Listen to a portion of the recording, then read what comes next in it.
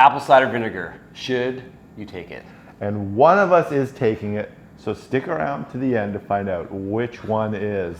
Okay, welcome to Talking with Docs. I'm Dr. Brad Wiening. And I'm Dr. Paul Zalzal. Okay, apple cider vinegar. See it everywhere. See it on social media. See it in the internet.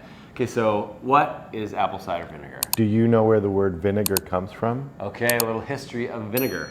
Vinegar just means sour wine in French, right? Vin is wine, yeah, right? Vinegar. There you go. Yes. That's German. So what apple cider vinegar is, when you take apples, crushed apples, and then the fruit from the crushed apples, if you add yeast to it. The juice. Yes, the juice. You add yeast to it, and then that gets turned into alcohol. Then you got an apple cooler. Yes. Do you like those? I'm not a huge fan. Like, I don't mind apple juice, but I'm not a huge fan of apple cider, but I know it's good business. Cool. So then, if you add bacteria to that vinegar, it converts the alcohol to acetic acid. Acid. So then you end up with the vinegar part. Yeah. So should you be drinking acetic acid? Well, so interesting. So when we talk about pH, that's how acidic something is. So a pH of 1 is like the most acidic, and pH of 14, which is a weird scale, like 1 to 14. Logarithmic scale. Logarithmic scale. You think, why would you go to 14? Yeah. It's kind of like this is Spinal Tap. This one goes to 14. This one goes to 11. This one goes to 14.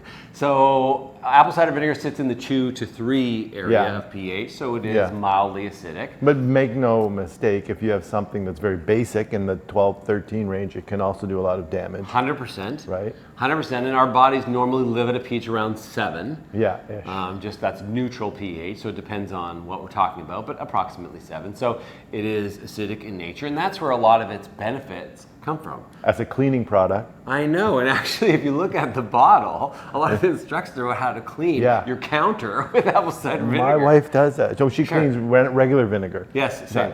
I can't take the smell though, after you cleaned with vinegar. Oh, I love the smell. Really? Because I know it's clean, because it smells like vinegar. My wife. No, I can't take the smell of the vinegar. I need harsh chemicals that you can buy at like Home Depot or something to clean. And speaking of why, so my wife's been having apple cider vinegar in our house as supplement and adding to salad dressings and other things for years. So it has a lot of uses. Yes. And the main goal of these uses is to actually dilute the apple cider vinegar, because it does have some inherent risk. If you drink it straight up, you actually can cause burns to your mouth and to your esophagus. There are actually documented reports in the scientific literature of esophageal burns and things like that. Because you're drinking an acid. Yeah. Plus, it doesn't taste the best, to be honest with you, if you don't dilute it. No, you gotta dilute it in a dressing. What's your favorite salad dressing? My wife makes this vegan Caesar dressing that's actually quite good. Of course she does. No, I'm talking about the kind in the bottle you buy. I don't buy dressing in a bottle. Of course you don't. I like the French dressing, but that's the really orange one. Yeah, but the one that you get at Farm Boy, it's more red. Okay, I feel like it's unnaturally colored. Well, now I don't enjoy it since you make all your salad dressings. Okay, so I know my wife does. Okay, so now we looked into the literature to say, well, is there actually any benefits? So what are the claims? What are some of the claims of apple cider vinegar as far as health benefits? Well, aside from the cleaning benefits, yes. There is, I think one of the main claims to fame is its reduction of your hemoglobin A1C. Right. So people who are living with diabetes, their body can't process sugars appropriately because of insulin resistance.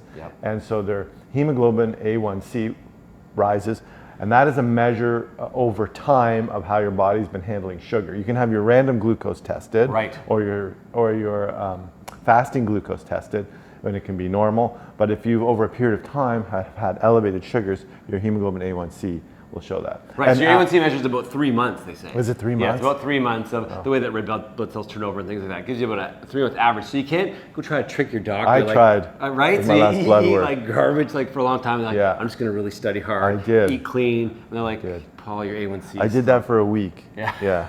And I fasted for 17 hours before my blood work. And I got my random glucose or fasting glucose down to 4. Way to go. But my A1C was still it was still normal, but a little high normal. Right. But I think that's because of the statin I'm on.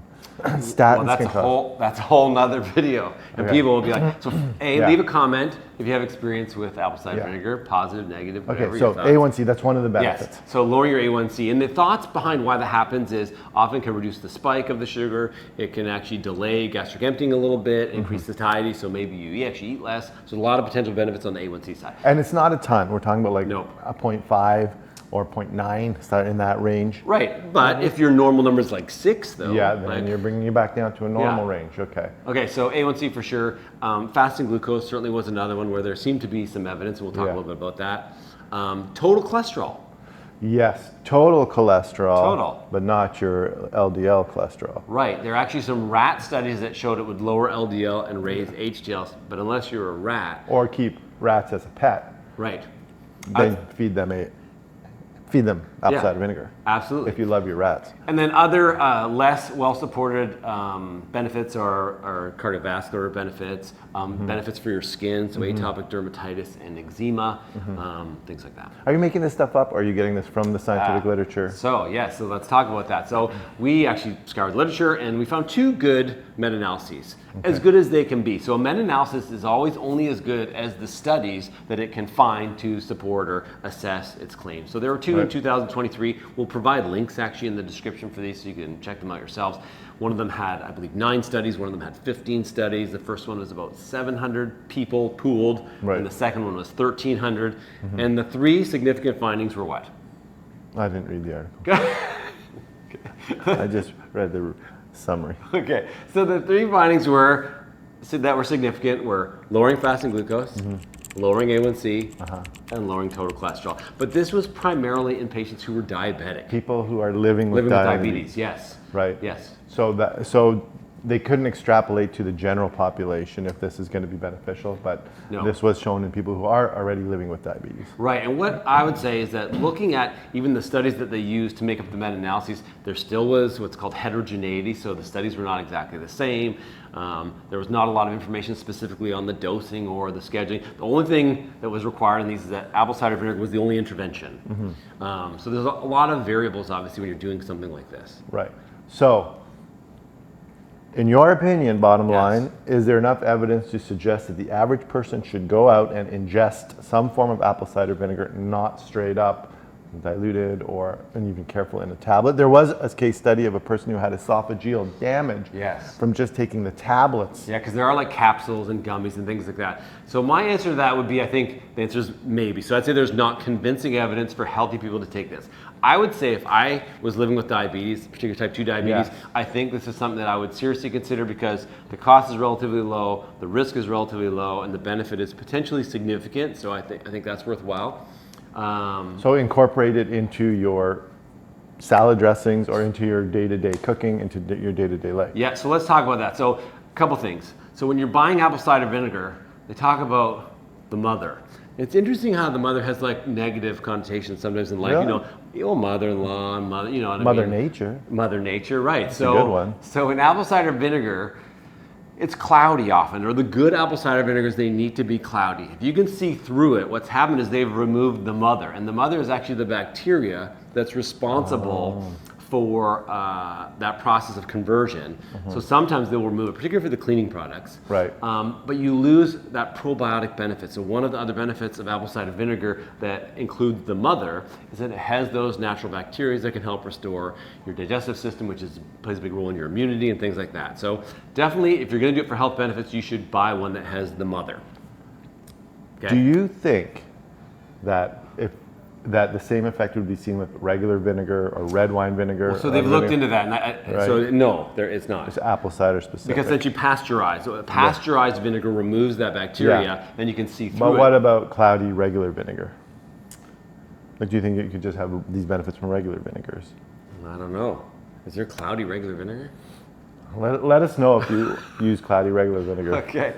And the other thing about it, we use it for cleaning, is how much should you take? So the studies were or the health benefits are somewhere in the range of a teaspoon to 2 tablespoons. They probably say that you shouldn't take more than 2 tablespoons because of the potential risks. And if you are drinking it, definitely do not drink straight up because it can burn your throat. It's acidic.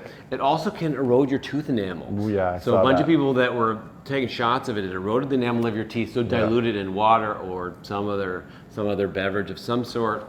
Definitely not. Hey, congrats! You lowered your hemoglobin A1C by 0.5. Stop smiling. Got no teeth.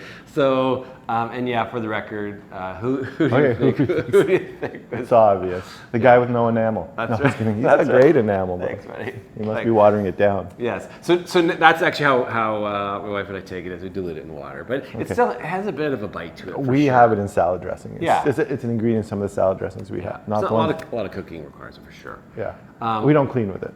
No. But maybe we will now. Regular vinegar. Regular vinegar. Okay, so now so apple cider vinegar, a lot of stuff on the internet. We would say, generally speaking, it is relatively low risk if taken properly, has some very real potential health benefits for people living with diabetes and maybe for general populations. Just hasn't been adequately studied, but now you know it. And if you like this video. And remember, one of us is, based on the review of the literature, I'm not convinced and I'm not going out and ingesting it on its own, but I'm using it in a salad if the ingredients call for that. There you go. If you like this video, please like and subscribe to our channel. And remember, you are in charge of your own health and your own teeth enamel. See you next time.